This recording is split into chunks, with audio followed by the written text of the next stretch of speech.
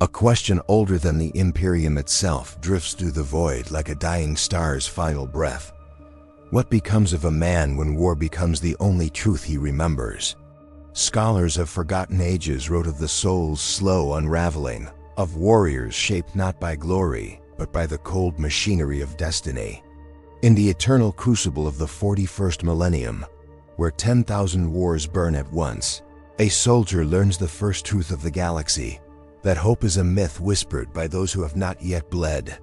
The moment a recruit steps into the armor forged for him, he inherits not a future, but a sentence carved into the bones of history. He marches not toward victory, but toward the inevitable consumption of all meaning. And in the silence between bolter volleys, he hears it, an ancient weeping he cannot name. The soldier's training begins long before he ever sees the face of an enemy.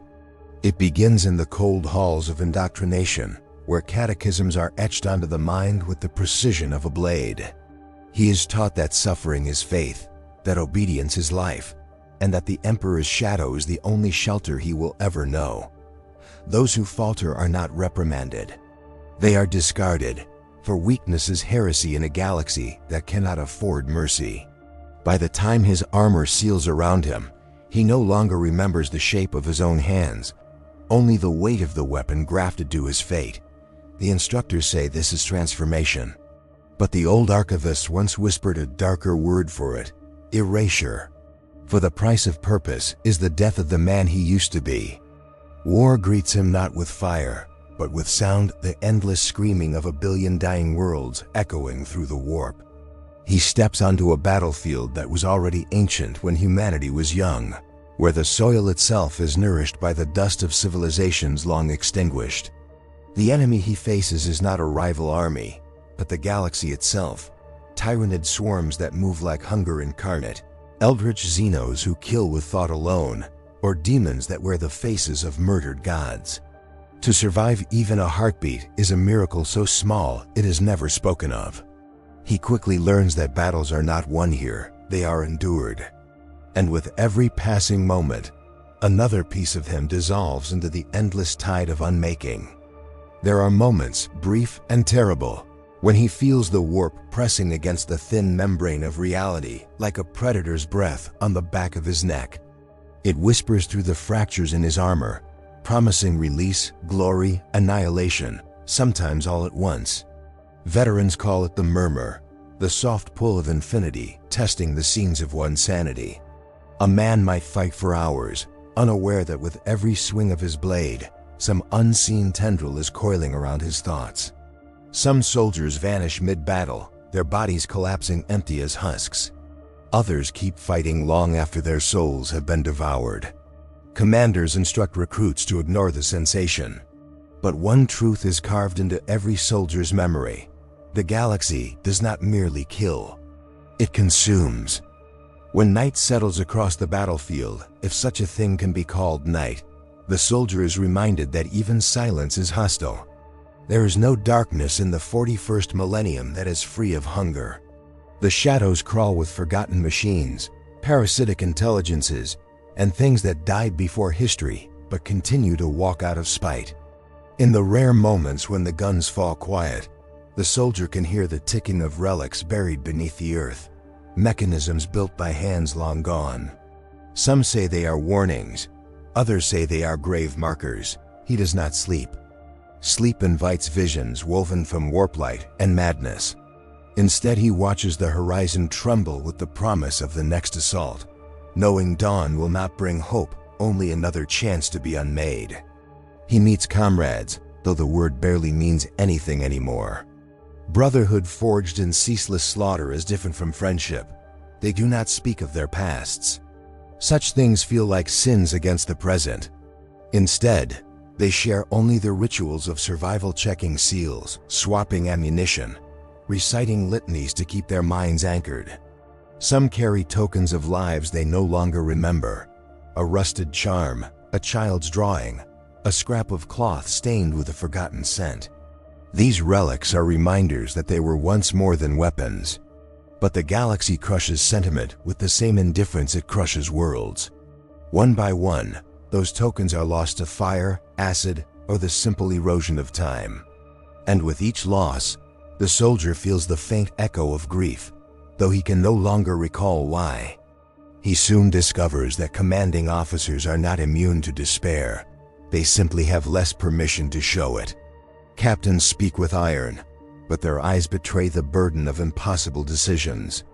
Entire platoons are expended to achieve objectives no one remembers the purpose of. Orders flow from high command like scripture carved in blood, declaring that sacrifice is victory and survival is treason to destiny. The soldier obeys, not because he believes, but because belief is an extravagance he can no longer afford. The war does not allow him to choose, to question, to imagine.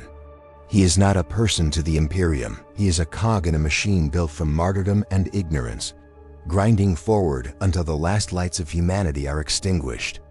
And he accepts this because he has forgotten what refusing ever felt like. There are horrors the Imperium refuses to document, abominations that do not exist in any archive, because to name them would be to admit their victory. The soldier encounters them in the ruins of forgotten cities, metallic constructs that bleed light, creatures that speak in reverse, shadows that detach themselves from their hosts. Some battles end not in triumph or defeat, but in unexplained absence. Entire regiments vanish without trace, leaving behind only the smell of ozone and the faint impression of hands clawing at stone. Survivors are forbidden from describing what they witnessed, their tongues seared with cauterized silence. The soldier learns that knowledge is as lethal as any demon blade. Ignorance is not safety, merely a slower form of dying. Over time, the soldier's perception of fate begins to warp. He notices recurring symbols carved into the walls of shattered fortresses, circles within circles, eyes that seem to follow movement, patterns that should not exist but do. He once believed these to be cult markings. Now he wonders if they are warnings left by those who tried to defy destiny and failed. Priests explain that everything unfolds according to the Emperor's plan, yet their voices tremble in a way that betrays doubt. The soldier feels that the universe is not guided by purpose, but by repetition, a cycle of misery that replays across eons, using new flesh to reenact ancient tragedies. And somewhere deep within him, a whisper takes root. What if the plan was abandoned long ago? He reaches a point where pain becomes indistinguishable from existence. Limbs replaced with augmetics, organs rewoven with synthetic fibers, nerves fused with combat drugs. He feels less like a man and more like a relic kept functioning out of stubbornness. Apothecaries treat wounds as though repairing a machine, not a living being. They tell him he is fortunate. Many soldiers are denied such maintenance. Yet every replacement steals a little more of what remains. His reflection in a shard of armor startles him, not because of the modifications, but because he cannot remember the face that existed before them. He wonders if the warp, the Imperium, or the endless war cares which parts are still human. He suspects none of them do. In rare moments between deployments, he wanders the ruins of conquered or reclaimed worlds, though in truth, nothing is ever reclaimed in the 41st millennium. He finds statues shattered by shellfire, libraries burned to ash, temples drowned in rust and bone. Civilians speak in hushed tones, thanking him without understanding the price he pays. He envies their ignorance, their ability to fear only what they can see. Soldiers, he realizes, carry a different kind of terror. The knowledge that the galaxy itself is dying, inch by inch, breath by breath, and that they are merely buying time measured in heartbeats. Time no one knows how to use. Time no one knows how to save. And yet, through all the suffering, all the horror, all the erosion of identity, he continues. Not because he believes in victory. Victory is a myth drunk on its own absence, but because stopping would invite a fate even worse. To be a soldier in the 41st millennium is to live in defiance of annihilation, even as annihilation becomes the closest companion. In the final quiet before the next war front, he feels something shift in the air. A tremor not caused by artillery, nor by any foe he has faced. It is subtle, almost respectful, like the drawing of a curtain. The veteran beside him stiffens as if hearing the same impossible change. And somewhere beyond sight, beyond sound, beyond understanding, something ancient opens its eyes. The shift in the air lingers like a bruise upon reality, a whispering change the soldier cannot name. Chaplains claim such disturbances are merely echoes of distant warp tempests, yet the tremor beneath his thoughts feels older, intentional like a finger tracing the edge of a sealed prophecy. As the regiment marches toward their next accursed war zone, he notices prayers faltering on the lips of the faithful. Even the battle-hardened begin to glance skyward, as though expecting the heavens themselves to split open. In the quiet before deployment, the soldier steals a moment alone beside a shrine of saints rendered faceless by age.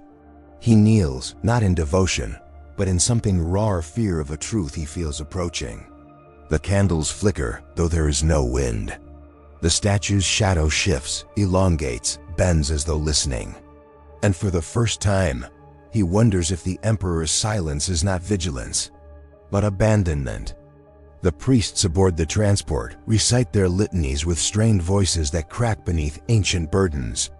Their hymns of unwavering faith ring false, brittle, as though each syllable struggles to cross a chasm widening beneath their convictions. One priest, gaunt and scarred, privately confesses that visions have plagued the clergy, a tapestry of futures unraveling, saints screaming in reverse, and a golden throne drowning beneath black tides. The soldier listens in uneasy quiet as the priest speaks not like a servant of the divine, but like a man beggared by truth. "We are custodians of a fire that is already dying," the priest whispers, clutching a reliquary so tightly his knuckles turn bone white. "And there are those within the Imperium who believe it must be allowed to die."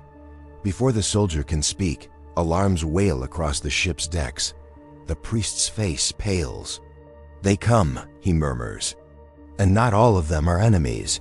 When the regiment descends into the war zone, the land feels wrong too still, as though some colossal predator holds its breath beneath the soil.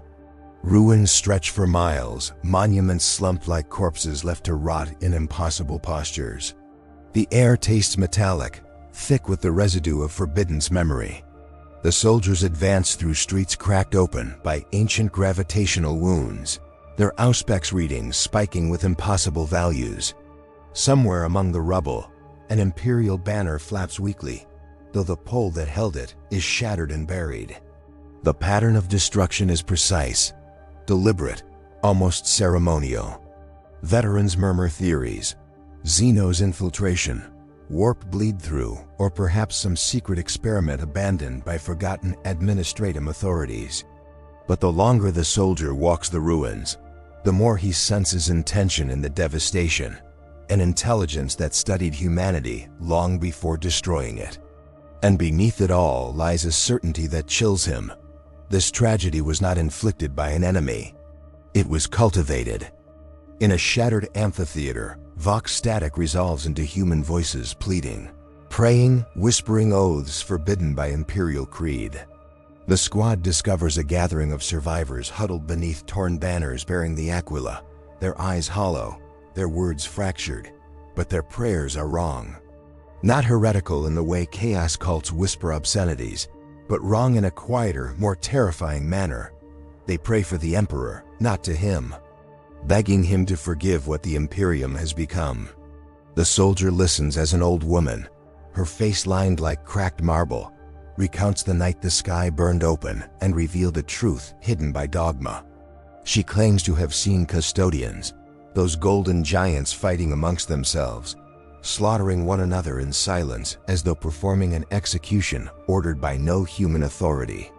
The sergeant orders her silenced, but the soldier catches her gaze.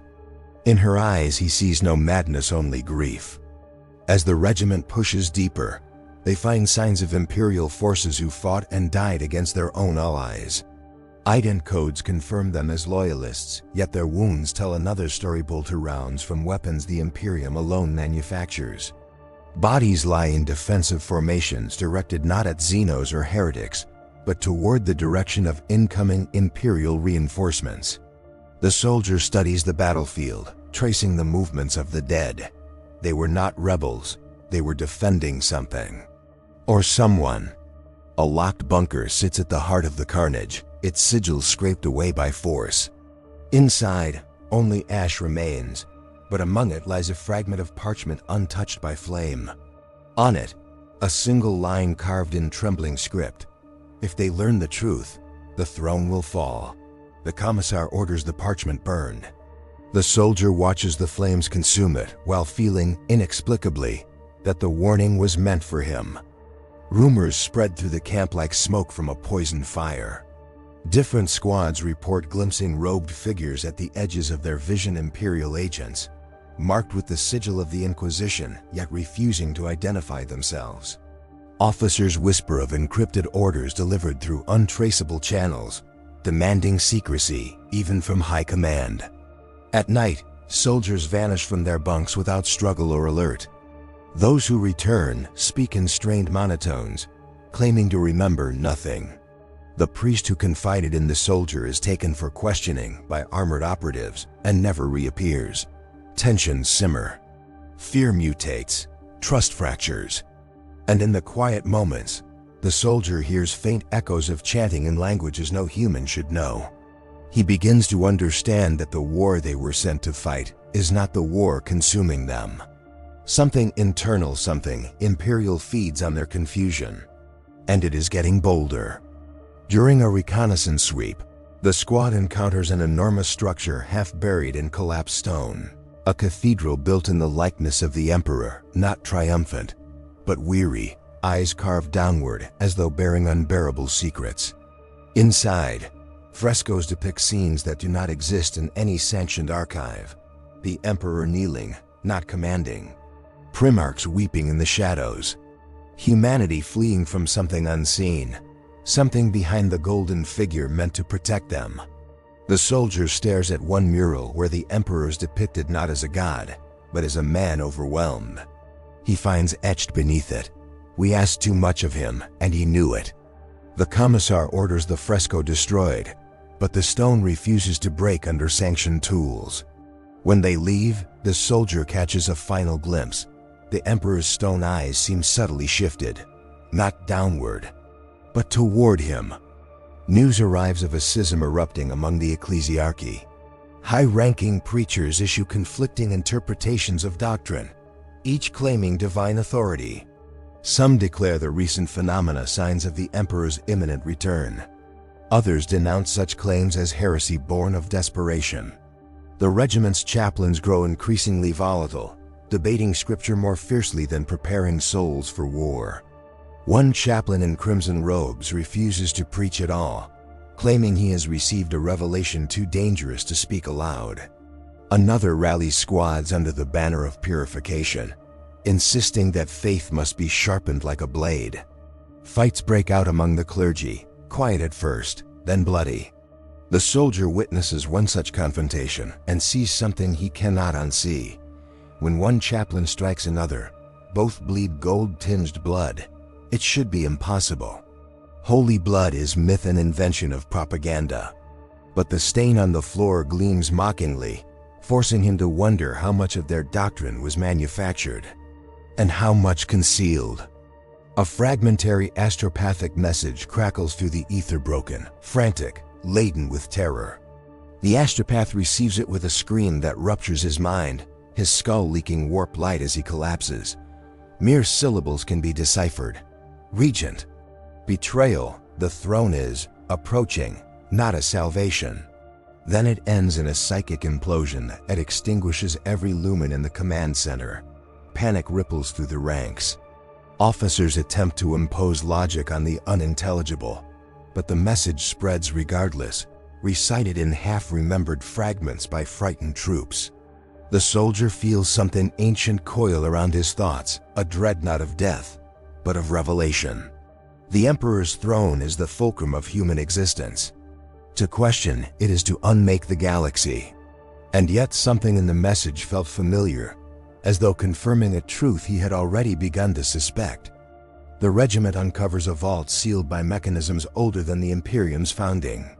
Its doors groan open under coordinated effort, revealing a chamber of relics that defy doctrine.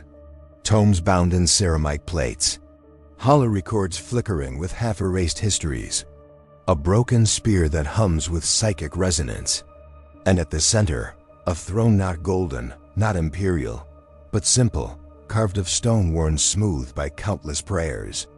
Its surface is stained with tears that never dried, not divine tears, human ones. A surviving servoskull activates, projecting a final log. A voice tired, burdened, unmistakably human utters, "I did not want worship, only understanding. And they betrayed me." Before more can be heard, inquisitorial agents storm the vault, sealing it behind them. But the soldier has heard enough to feel his soul fracture. In the chaos that follows, loyalties splinter like brittle glass. Some soldiers swear renewed fealty, convinced trials of faith are tests of devotion. Others quietly falter, their certainty strangled by the weight of forbidden knowledge. Shadows move through the corridors, agents purging those deemed infected by doubt. The soldier narrowly avoids an execution squad, though he cannot tell if they sought him specifically or any soul caught outside sanctioned dogma. Smoke from burning scripture chokes the air. The commissar proclaims a purification crusade, his voice trembling with fanaticism. The soldier realizes the regiment is no longer fighting a war of survival, but a war of narrative. A war to decide which truth becomes law and which becomes heresy. And in that war, humanity devours itself more efficiently than any Xeno swarm. As night falls across the ravaged city, the soldier feels the unseen tremor return stronger now, pulsing beneath the fabric of reality like a heartbeat not his own. He looks toward the horizon and sees a column of golden light rising into the clouds, twisting unnaturally, like a broken pillar trying to stand. At its base, figures move towering, armored, unmistakable, custodians, but they do not advance in unity. They face one another, weapons raised, their stances speaking of oaths severed. One turns, as though sensing the soldier's gaze across impossible distance. Their eyes meet. In that instant, something ruptures, a truth flashes in the soldier's mind, blinding, forbidden, undeniable. He stumbles back, breath torn from him. When his vision clears, the golden light collapses. The custodians are gone. And where they stood, a single figure remains, stepping slowly toward him through the ruin.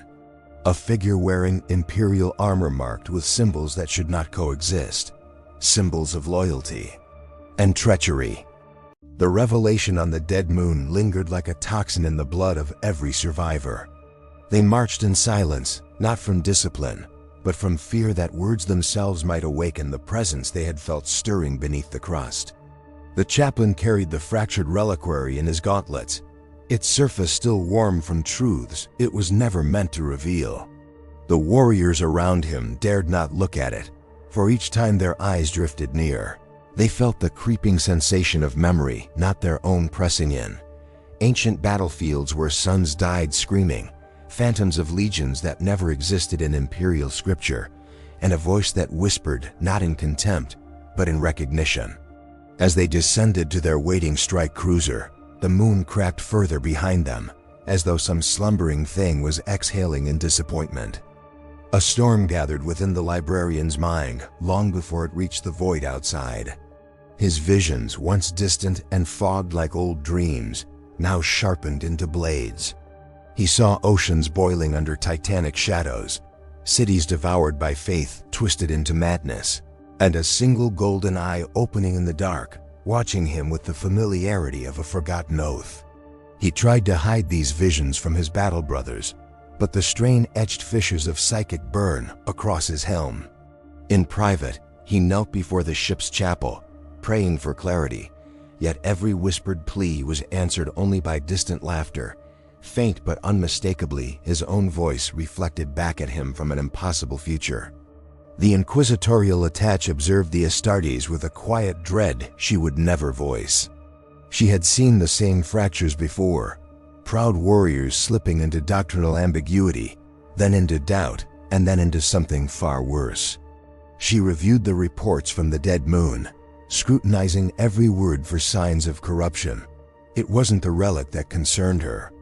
It was the tone of the reports, the hesitations, the omissions. These were men forged to be unbreakable, yet something had bent them deeply. As the ship drifted toward the warfront, she sent encrypted queries to the Ordo archives, requesting forgotten data on pre-Unity cults and ancient Xeno-empires. When her terminal flickered with a single red sigil in response, she felt cold certainty flood through her. Someone already knew what they had found, and had tried to bury it long before she was born. The strike cruiser emerged into a battlefield still smoldering from void fire. Hulks of Imperial and heretic vessels drifted like ossified carcasses. The air within the ship vibrated with the distant thunder of macro cannons, and the warriors felt the familiar weight of duty settle over their doubts. Yet even amidst war, their thoughts drifted back to the relic's shifting surface. The chaplain ordered hymns of purity to be sung through the vox, but the notes felt hollow, as though echoing through a cathedral that no longer believed in its own sanctity. When the captain reported a distress signal from a lone astropathic buoy ahead, the ship altered course. But as they drew close, the buoy began broadcasting a phrase that made every mortal aboard weep without understanding why. "We were wrong about the light." The buoy's recording was a chaos of static and sobbing voices. Yet one message pierced through: coordinates to a planet that should not have existed. Star charts showed only empty void, but the buoy insisted a bastion world once stood there, a fortress of the Imperium, lost not to war, but to erasure. The Inquisitor demanded they follow the trail. The captain hesitated, weighing orders against instinct, until the chaplain placed a gauntlet on his shoulder and nodded. As they translated into the shadowed system, a cold fog of psychic residue washed over the crew. The librarian gasped as he felt a familiar presence coiled somewhere ahead, waiting for him. The stars themselves seemed dimmer, as if withdrawing their light in anticipation of sacrilege. The lost world revealed itself not as a planet, but as a shattered ring of continental fragments orbiting a dying ember of a sun. The debris drifted like a cemetery broken open.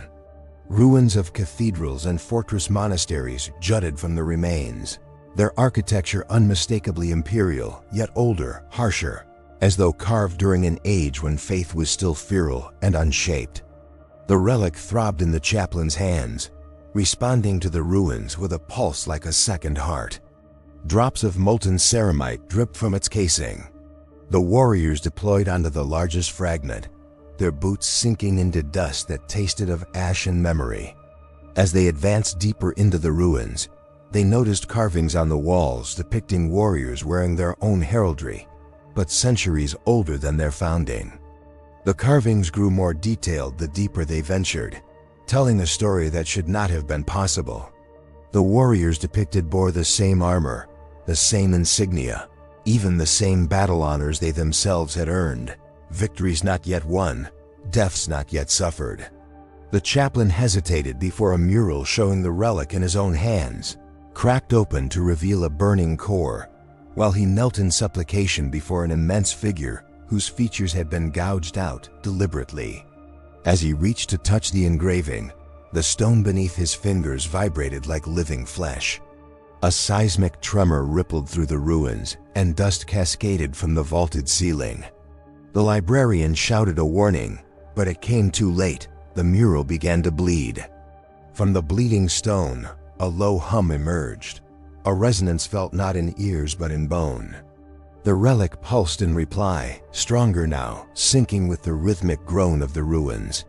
The Inquisitor raised her weapon, sensing an intelligence awakening around them. The librarian's vision fractured into overlapping realities, each one showing the same truth from a different angle. This place was not a tomb, but a memory reconstructed in matter. The warriors formed a defensive ring as the murals cracked open, revealing hollow chambers filled with skeletal remains arranged like supplicants.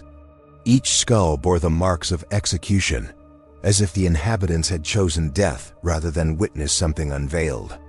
The tremor ceased abruptly, leaving only the echo of distant chanting rising from beneath the stone. The chanting grew clearer as they descended into the catacombs, layered voices speaking in a dialect older than High Gothic, yet eerily intelligible. They understood not the words, but the intent. A prayer for erasure, a plea to be forgotten by whatever hunted them. Torchlight revealed crypts arranged in spirals, each containing warriors whose armor matched theirs down to the scars. The Inquisitor's composure cracked. She demanded answers no one possessed. The librarian approached a sarcophagus marked with his own name, carved in letters that burned with ethereal light. When he reached out, the coffin opened on its own, revealing not a corpse, but a mirror of shimmering warp energy. Within it, he saw a version of himself kneeling in surrender as a colossal shadow reached for him. The mirror image whispered something he could not unhear, a vow broken long before his birth. The librarian collapsed, his psychic defenses rupturing. Warp light poured from his eyes as he screamed warnings that echoed through the catacombs. We were made to forget. The relic burst open in the chaplain's hands, releasing a wave of light that seared the murals clean, reducing centuries of memory to drifting ash. The ruins trembled with rage as though denied their purpose. The catacombs shifted beneath the warriors' feet, collapsing and reforming in impossible geometries. The captain ordered extraction, but the exits had vanished, replaced by towering monoliths inscribed with sigils of unmaking, symbols the Imperium had purged from its lexicon millennia ago. The monoliths ignited with blue-white fire, revealing towering figures stepping forth from within the flames, not Xenos, not demons, but warriors clad in ancient versions of their own armor, their visors cracked open to reveal eyeless skulls wreathed in warp frost. They moved with the certainty of memory, each step echoing across time. The chaplain raised his crozius, but the phantoms did not attack. Instead, they pointed toward the Inquisitor, extending skeletal hands toward the dataslate she carried. The relic shards at the chaplain's feet reassembled into a single blade of shimmering crystal, a weapon none of them recognized, yet all instinctively feared. The catacombs' chanting rose to a deafening crescendo, as if urging them to choose a path they did not understand. And then the phantoms knelt. The catacombs darkened until only the blade's cold luminance remained. The kneeling phantoms raised their skeletal heads in unison, as though awaiting command. The Inquisitor felt an alien will press gently against her thoughts, not hostile, but urging, reminding her of a duty she had never known she carried. The librarian whispered that the blade was a memory of a weapon that had been erased, its purpose stolen from history. Every monolith shuddered, shedding fragments of stone that evaporated before hitting the ground. The chaplain realized too late that they stood on the threshold of a choice made once before by forgotten ancestors. As the Inquisitor reached for the blade, the nearest phantom looked up, its empty sockets glowing with faint gold, and spoke a single word in her own voice. Again, the figure steps through drifting ash as though wading through centuries of forgotten sins. Their armor is a contradiction, one pauldron marked with the sigil of Terra's sacred elite, the other bearing the scarred insignia of a condemned legion. The soldier's breath hitches, for the air around the apparition hums with a pressure that warps memory. Every instinct screams to kneel, flee, or cry out, but instead he stands frozen, tethered by the weight of revelation. A voice echoes from within the helm, soft yet carrying the gravity of collapsing stars. Do you know what your emperor sacrificed? The soldier tries to answer, but the question burrows deep, unearthing doubts long buried beneath doctrine. The figure raises a hand, neither threatening nor reassuring, but mournfully inviting. In that motion, the soldier glimpses a truth more terrifying than any heretic's gospel. Loyalty itself may have been the first weapon forged against humanity. The figure removes its helm, revealing a face that should not exist, a fusion of features drawn from shards of forgotten lineage, ageless yet weary, scarred by both time and metaphysics.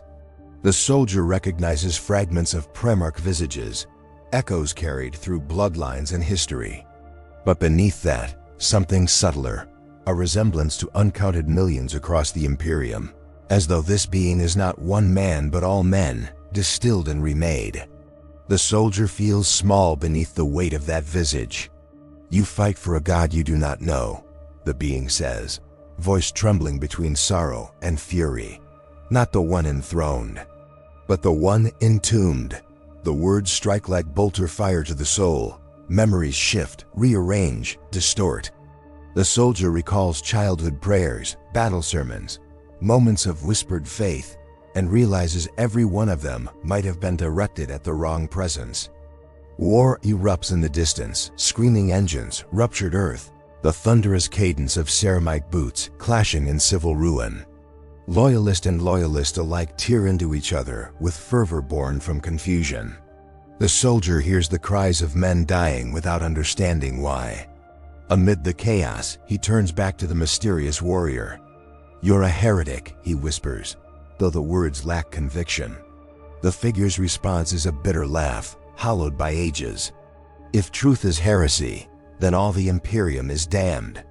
A shockwave ripples across the battlefield, knocking both of them to their knees. Psychic static floods the air. A distant choir of tortured voices reverberates from the warp, as though something imprisoned strains against ancient shackles. The soldier clutches his skull, feeling thoughts fracture.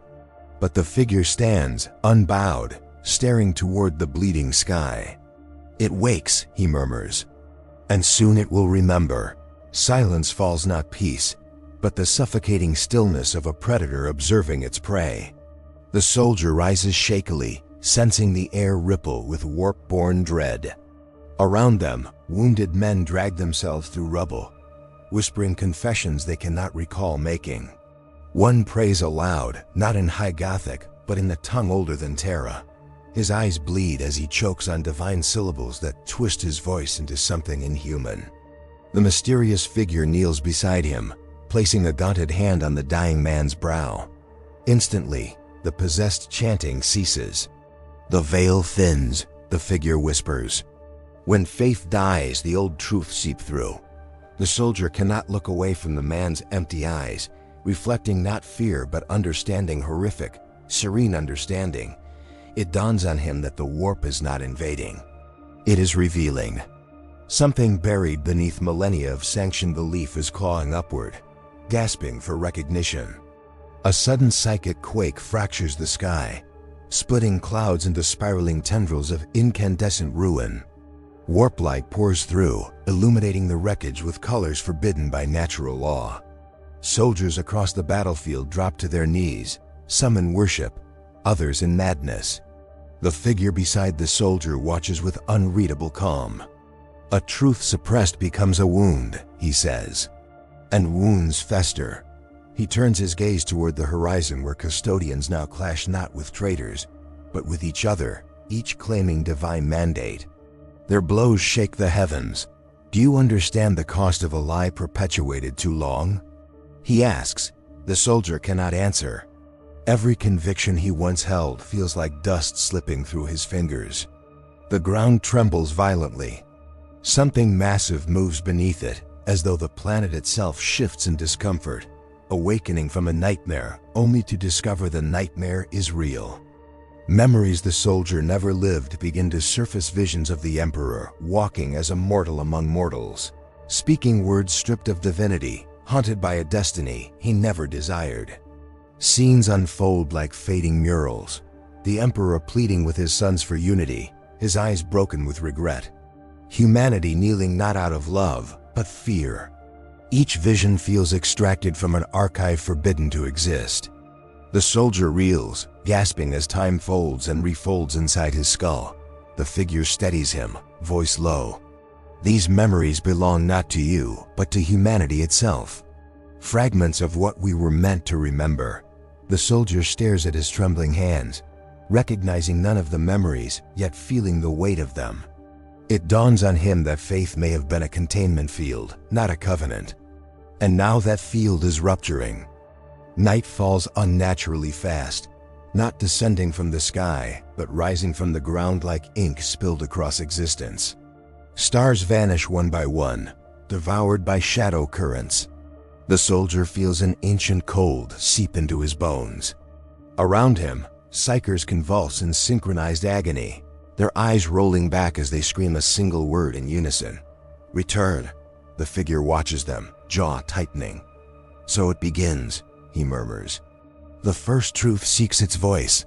The soldier demands answers, but the figure only gestures toward the darkened heavens. Shapes drift above colossal silhouettes too vast to comprehend, their forms shifting between geometry and sorrow. It becomes painfully clear these are not warp beasts nor Xenos engines. They are remnants, echoes of a forgotten age when humanity was not ignorant of what breathed beyond the stars. And their awakening means nothing good. Amid the rising void darkness, the soldier hears footsteps approaching, measured, ceremonial, heavy with purpose. A procession emerges from the ruins, priests in tattered vestments, their faces painted with ash and lit by flickering lumen strips. They form a circle around the soldier and the figure, chanting a hymn that oscillates between holy scripture and forbidden invocation. Their leader steps forward, a hierophant whose robes carry the scent of old tombs. "We knew you would come," he whispers to the figure. "We have waited since the throne first dimmed." The soldier watches in horror as the priests kneel, not in worship but in mourning. The hierophant turns to him. "Child of the Imperium, prepare yourself. You stand at the precipice of the Emperor's final secret." Before the soldier can speak, the ground beneath the priests fractures, swallowing several whole. Their screams echo with both terror and revelation. A colossal radiance erupts from beneath the earth, neither holy nor profane, but something beyond both. It blinds the battlefield, casting shadows that stretch toward impossible directions. The figure stands within the glow, his armor reflecting memories not his own. "The Emperor did not ascend," he says, voice trembling with long-buried pain. "He was bound." The soldier stumbles back as the radiance shifts, forming silhouettes like shackled limbs, chains of psychic energy twisting around a massive unseen form. Bound by his own sons to protect humanity from what he discovered. The soldier tries to grasp the enormity of this revelation, but it slips like water through shaking hands. Bound, not enthroned, not risen. Imprisoned within a golden tomb, his essence siphoned to fuel a lie older than recorded history. A lie maintained by every institution that claimed to honor him. A rift tears open above the battlefield, its edges crackling with paradox. Through it spills a cascade of voices, millions speaking in overlapping harmony. Some plead, some threaten, some weep with longing. The soldier feels them claw at his mind, trying to impart truths faster than consciousness can endure. Images flood him, the Emperor screaming in silent agony upon the throne. Custodians severing oaths they once swore. Primarchs arguing in secret chambers about a prophecy too dangerous to speak. The figure grabs the soldier's arm, grounding him. "Do not listen too deeply," he warns. "What they show you is real, but not complete. Truth in the warp is a serpent, beautiful, deadly, and never whole." The rift widens, revealing a titanic eye staring through. Not malevolent, not benevolent, recognizing. The soldier collapses under its gaze, breath stolen as though the galaxy itself judges him. As the rift expands, an army of silhouettes materializes on the horizon, warriors forged from shadow and memory, their armor adorned with symbols erased from Imperial record. They march in perfect silence, weapons lowered not in aggression but inevitability. The figure watches them approach with hollow resignation. "The unremembered legion," he mutters. "Those erased to ensure the Imperium's myth survived." The soldier feels the weight of their existence, millions who fought, bled, and died for a truth, now buried beneath state-sanctioned divinity. Their leader steps forward, face obscured by a helm shaped like a funerary mask. He speaks a single command. Reality trembles. The mysterious figure responds with a phrase that sends ice through the soldier's veins. It is time to release him. The ground shudders violently as the unseen chains beneath the earth begin to snap. The world convulses. Light bends. The air tastes of burning timelines. The soldier clings to consciousness as something unimaginably vast stirs beneath the planet's crust. a presence older than the Imperium, older than human memory, older perhaps than fear itself. Chains shatter in cascading bursts of psychic fire. The figure's eyes blaze with truth. The Emperor will rise not as a savior, he murmurs, but as what he truly is. The earth splits open, revealing a blinding form humanoid only in the way a star resembles a torch. A voice resonates across creation, neither wrathful nor merciful, but heartbreakingly weary. Who called me back? The soldier falls to his knees, soul unraveling. And in that instant he understands the final unbearable truth. The Emperor remembers everything, every betrayal, every lie, every worship he never wanted. And he is no longer willing to endure it. The word hung between them like a sentence passed by a forgotten god.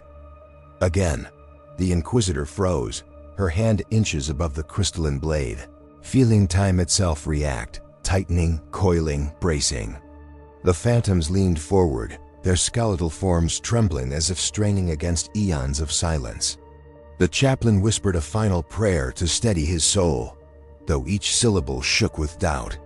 The librarian, half-conscious, felt a tidal pressure behind his mind, a rupture ready to burst into reality. The monoliths flickered, revealing ghost impressions of battles fought across centuries, each ending the same way, with their figures kneeling in failure. The Inquisitor felt a terrible truth rising, that history was not repeating. It was trying to correct itself. She exhaled once, touched the blade, and the catacombs shattered into a storm of light.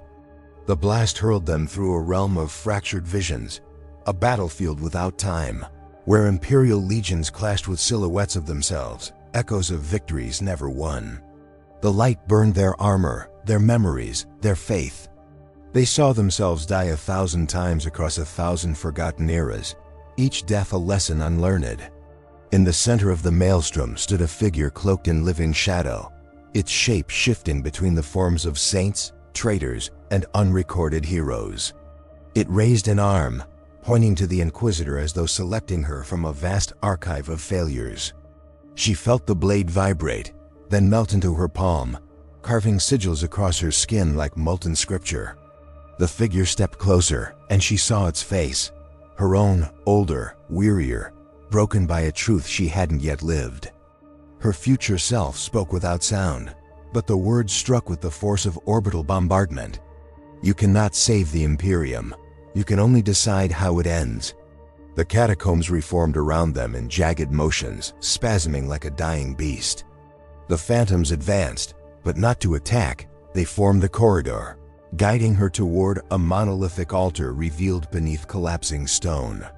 The chaplain recognized the architecture, a proto-imperial design abandoned during the Emperor's oldest crusades.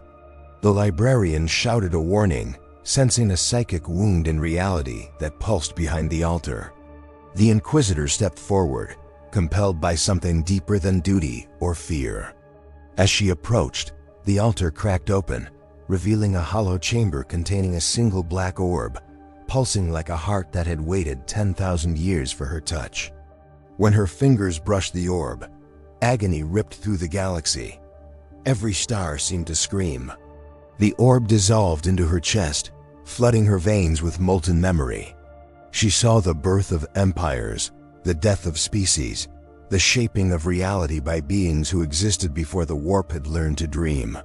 She felt the moment the Imperium's founding truth was buried, the knowledge that humanity's golden future had already happened once, then been dismantled when its defenders faltered. The relic, the phantoms, the ruins, all were remnants of a timeline the Emperor himself had sealed away. The chaplain tried to reach her, but the floor split, dragging him back. The librarian clung to a pillar as psychic pressure forced him to his knees. The Inquisitor hovered above the altar, her eyes burning like twin supernovae. The phantoms knelt again, voices rising in a dirge that peeled the paint from armor. The altar's core ignited, revealing a gate of swirling obsidian light, the entrance to the sealed timeline, the prison of a truth too dangerous for the galaxy. The Inquisitor floated toward it, her body becoming a vessel of living memory. The chaplain roared her name, but she no longer heard mortal voices. The librarian glimpsed her thoughts spiraling outward, merging with the fracture in reality. She saw the Emperor not on the golden throne, but standing upon a field of stars, sword raised against an enemy whose shape her mind could not contain. She saw her own death woven into the fabric of destiny. And she saw a choice that would either restart the age of apostasy or end the Imperium before it ever had a chance to fall. The ruins convulsed as the gate widened, swallowing light and matter. The phantoms rose, circling the altar in a synchronized march. Their armor cracked, revealing galaxies trapped within each skeletal chest, each ghost a remnant of a soldier who had fought in the erased timeline. The chaplain charged toward the Inquisitor, determined to stop the ritual, even if it meant his death. But as he leapt, a phantom intercepted him, not with violence, but with a memory. The chaplain saw himself leading a crusade in a forgotten age, fighting not heretics but reflections of his own doubt. He saw himself kneeling before the Emperor, confessing that faith alone could not save humanity. When the vision ended, he dropped to his knees, weapon faltering. His oath felt suddenly small. The librarian managed to stand, though blood streamed from the cracks in his helm. He reached toward the Inquisitor with the last strength of his soul, anchoring himself in the warp light that radiated from her. He whispered a plea, not as a warrior, but as a friend. "Remember who you are." Her blazing eyes flickered. The gate shrieked. Reality bent. She extended her hand toward him, a fragile gesture of humanity, but the shadowed figure from the visions materialized between them, placing a spectral hand on his chest. The librarian felt his heart stop, not from malice, but from the unbearable weight of knowledge forced upon him. He collapsed silently, his mind echoing with final fragments of the future she was meant to reshape. The gate devoured the last of the catacombs, reducing stone to drifting ash. Only the altar, the Inquisitor, and the kneeling phantoms remained. The chaplain, broken by visions yet unyielding, dragged himself across the shuddering floor. He seized the Inquisitor's cloak, anchoring her to the present. She turned, her face incandescent with power and suffocating grief. "If I close the gate," she whispered, "we lose the truth forever. If I open it, everything changes." The phantoms raised their heads. The gate pulsed, aligning with her heartbeat. The chaplain met her gaze, seeing not corruption, but unbearable burden. He whispered, "Choose faith."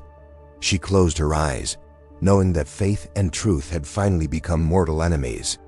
She raised her hand toward the gate.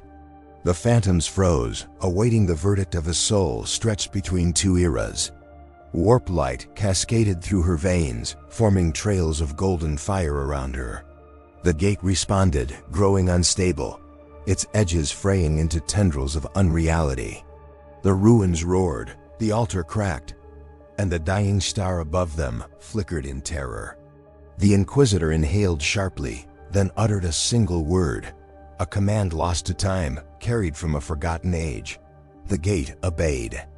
It convulsed inward, swallowing the monoliths, the phantoms, the altar, the dust of dead worlds. The chaplain shielded his eyes as the light became unbearable. When the quake ended, only silence remained. The gate was gone. So was she. The battlefield stilled. The ruins settled into quiet death. The chaplain rose alone amid the debris, the librarian's lifeless form cradled in his arms. Above him, the dying star released its last breath, shedding a final whisper of light across the shattered world. He felt no triumph, no peace, only a cavernous absence where certainty once lived. He retrieved the relic shards, now inert, and bowed his head in mourning. As he prepared to leave, he noticed a single black feather resting where the gate had vanished. Warm, pulsing faintly with memory. He reached for it, and felt someone watching him.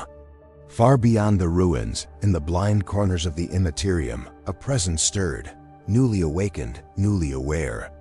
A voice like distant thunder murmured across systems, through the dreams of prophets and madmen alike. The cycle is broken. On the dead world, the chaplain froze, feather in hand, sensing fate itself shift like tectonic plates beneath his feet. The galaxy held its breath as a new chapter began to write itself in the dark. And from the farthest shadow, unseen by any living soul, a second feather drifted down, this one falling toward a world not yet burning, heralding a truth that no one was ready to face. The feather touched the cracked stone, and the world exhaled as though relieved to be rid of its last prophecy. The chaplain knelt beside the relic shards, feeling the star's dying warmth ebb against his armor. There were no voices now, no phantoms, no visions of forgotten wars, only a strange, aching stillness, like a cathedral long abandoned by its saints. He whispered the Inquisitor's name, not in anger or desperation, but in reverence, as one might murmur a prayer for a martyr who chose the impossible. The air trembled faintly in response, though whether from memory or the last remnants of warp echo, he could not tell. He rose slowly, gathering what fragments remained of duty, faith, and the ghosts that once walked beside him. The ruined world seemed to shift as he moved, its fragments reshaping themselves into patterns that evoked forgotten hymns. Here, a broken spire resembled the silhouette of an angel mourning. There, a fallen archway bent like the bowed head of a penitent titan. The chaplain walked through them in silence, the librarian's body borne across his shoulders with the careful dignity reserved for brothers lost in battle. Above him, the dying star flickered again, not bright but purposeful, as if illuminating his path for the final time. Dust rose around each footstep, dancing like drifting cinders, like the slow collapse of memory itself. He wondered if the galaxy would ever know what had been lost here, or what had been saved. As he approached the extraction beacon, he paused to look back upon the shattered altar. Nothing moved now. The monoliths were gone, the phantoms dissolved into forgotten timelines, the relic's power spent. Yet something lingered, a quiet presence in the air, a reminder that endings were rarely absolute. He felt it watching him gently, like a parent observing a child take their first uncertain steps into a world newly reshaped. The chaplain lowered his head, unsure whether to offer a benediction or a farewell. He murmured both. In the silence that followed, the dust settled in patterns that resembled wings, then faded before he could decipher their meaning. Perhaps it was better that way. The extraction shuttle arrived in a whisper of thruster burn, its lights dim in respect for the dead world's final hour. The serfs who greeted him said nothing. They too felt the wrongness in the air, the sense that history had bent in on itself and emerged wounded. As the shuttle ascended, the world below crumbled like an exhausted sigh, fragments drifting apart into the void. The chaplain gazed down until even the ash clouds were lost to the star's faint glow. He whispered a final prayer for the Inquisitor, though he felt no certainty she was truly gone. Souls touched by fate rarely vanished. They merely stepped into the spaces between stories. The journey back to the strike cruiser felt heavier than any return from war. The halls were dim, the hymns muted. Warriors who once strode proud now walked as if carrying invisible weights. The librarian's body was laid upon an obsidian slab, surrounded by candles that sputtered with warp-distorted flames.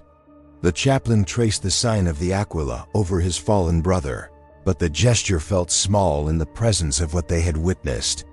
He wondered, if every soul bore a hidden fate written before their birth, then what became of those who stepped outside their script? What price did the galaxy demand for such defiance? When the War Council assembled, the chaplain found himself speaking in fragments. Not lies, but truths rendered unstable by the enormity of the events. He spoke of ruins lost to one time, of warriors carved into stone centuries before their founding, of a gate that opened into a sin buried by the Emperor himself. The council listened, but fear shaped their interpretations. Some believed him, others whispered of taint. In the end, all agreed on one thing: what he described could never be allowed to reach the wider Imperium. The truth would fracture the already crumbling foundations of faith. So his words were sealed, catalogued and evolved beneath a false designation, to be forgotten. In the following days, he wandered the strike cruiser like a remembrancer searching for lost verses. He visited the librarian's empty cell, the chapel where the hymns no longer felt true, the observatorium where the starfield seemed subtly altered, as though constellations had shifted during the gate's collapse. He found solace in none of them.